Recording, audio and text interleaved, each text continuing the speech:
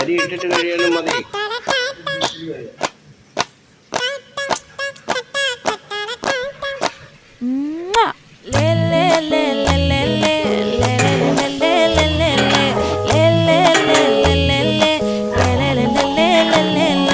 பாட்டி என் பொட்டல முட்டாயே சின்ன ரத்தின கொட்டாயே உன் குங்கும பொட்ட மேல வச்சாயே வாடா என் அம்புலி மச்சானே என்ன அம்புல தச்சானே என்ன கட்டி புடிச்சு